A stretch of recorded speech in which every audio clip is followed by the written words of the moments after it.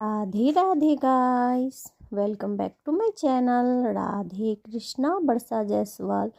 तो आप सभी कैसे हो? कान्हा जी की कृपा से आप सभी ठीक होंगे।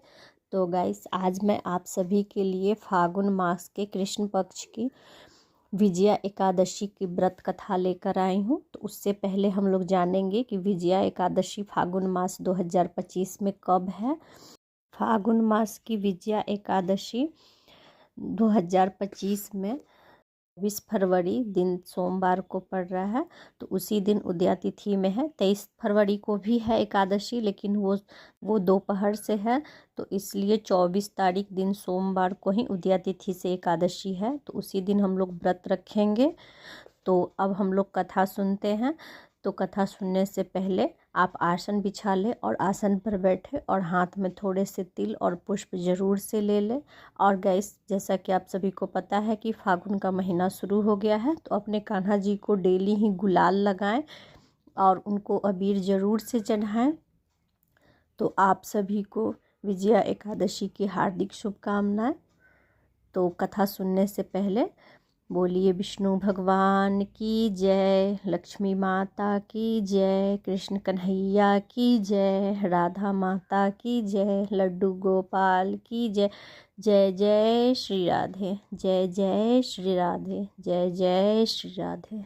विजया एकादशी व्रत कथा। युधिष्ठिर ने पूछा, हे वासुदेव, फागुन मास के कृष्ण पक्ष में किस नाम की एकादशी होती है और उसका व्रत करने की क्या विधि है? कृपा करके बताइए। भगवान श्री कृष्ण बोले, युधिष्ठिर, एक बार नारद जी ने ब्रह्मा जी से फागुन मास के कृष्ण पक्ष की विजया एकादशी के व्रत के होने वाले पुण्यों के बारे में पूछा था, तथा ब्रह्मा जी ने इस व्रत के बारे में उन्हें जो कथा और विधि बताई थी उसे सुनो। ब्रह्मा जी ने कहा, नारद, यह व्रत बहुत ही प्राचीन है, पवित्र और पापनाशक है। यह एकादशी राजाओं को विजय प्रदान करती है, इसमें तनिक भी संदेह नहीं है। त्रेता युग में मर्यादा पुरुषोत्तम श्री रामचंद्र जी जब लंका पर चढ़ाई करने के लिए समुद्र के किनारे पहुँचे, तब उन्होंने समुद्र को पार करने का कोई उपाय नहीं सूझ रहा था। उन्होंने लक्ष्मण जी से पूछा, सुमित्रा नंदन, किस उपाय से इस समुद्र को पार किया जा सकता है? यह अत्यंत आघात और भयंकर जल जंतुओं से भरा हुआ है। मुझे ऐसा कोई उपाय नहीं दिखाई देता जिससे इसको सुगमता से पार किया जा सके। लक्ष्मण जी बोले, हे प्रभु, आप ही आदि देव और पुराण पुरुष पुरुषोत्तम हैं, आपसे क्या छिपा है? यहाँ से आधे योजन की दूरी पर कुमारी द्वीप में बकदालभ्य नामक मुनि रहते हैं। आप उन प्राचीन मुनीश्वर के पास जाकर उन्हीं से इसका उपाय पूछिए। श्री रामचंद्र जी महामुनि बकदालभ्य के आश्रम पहुँचे और उन्होंने मुनि को प्रणाम किया। महर्षि ने प्रसन्न होकर श्री रामचंद्र जी का आगमन का कारण पूछा। श्री रामचंद्र जी बोले, ब्राह्मण, मैं लंका पर चढ़ाई करने के उद्देश्य से अपनी सेना सहित यहाँ आया हूँ। मुनि, अब जिस प्रकार समुद्र पार किया जा सके, कृपा करके यह उपाय बताइए। बकदालभ्य मुनि ने कहा, हे श्री राम जी, फागुन के कृष्ण पक्ष में जो विजया नाम की एकादशी होती है, उसका व्रत करने से आपकी विजय होगी। निश्चय ही आप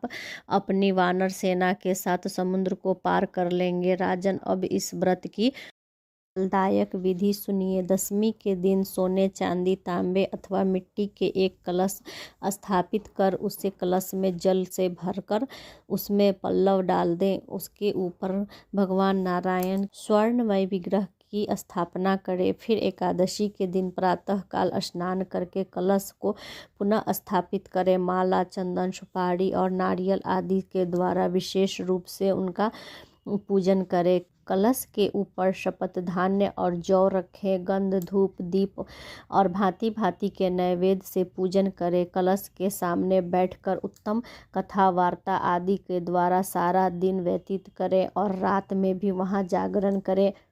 अखंड व्रत की सिद्धि के लिए घी का दीपक जलाएं। फिर द्वादशी के दिन सूर्योदय होने पर उस कलश को किसी जलाशय के समीप, नदी या झरने या पोखरे के तट पर स्थापित करें और उसकी विधिवत पूजा करके देव प्रतिमा सहित उस कलश को देवताओं ब्राह्मण के लिए दान कर दें। कलश के साथ ही और भी बड़े बड़े दान देने चाहिए। हे श्री राम, आप अपने सेनापतियों के साथ इस विधि से प्रयत्नपूर्वक विजया एकादशी का व्रत कीजिए, इससे आपकी विजय होगी।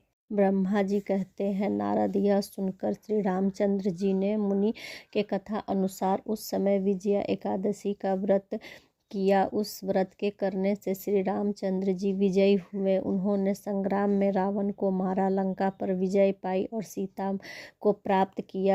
बेटा, जो मनुष्य इस विधि से व्रत करते हैं उन्हें लोक में विजय प्राप्त होता है और उनका परलोक भी अक्षय बना रहता है। भगवान श्री कृष्ण कहते हैं, युधिष्ठिर, इस कारण विजया का व्रत करना चाहिए। इस प्रसंग को पढ़ने और सुनने से वाजपेयी यज्ञ का फल प्राप्त होता है। तो बोलिए एकादशी व्रत की जय, विजया एकादशी की जय, विष्णु भगवान की जय, लक्ष्मी माता की जय, राधे कृष्ण की जय, लड्डू गोपाल की जय। जय जय श्री राधे, जय जय श्री राधे, जय जय श्री राधे। तो गाइस, आप लोग कथा ज़रूर से सुने। कथा सुनने से व्रत का फल दुगना हो जाता है। अगर आप व्रत न भी कर रहे हो फिर भी कथा सुननी चाहिए, उससे हमें व्रत करने जितना ही पुण्य प्राप्त होता है। और ज़्यादा से ज़्यादा कथा को शेयर करें और पुण्य के भागी बने। और गाइस, अगर आप लोगों को वीडियो थोड़ी सी भी अच्छी लगी हो तो like, share and subscribe. Radhe Radhe, Radhe Radhe, Radhe Radhe.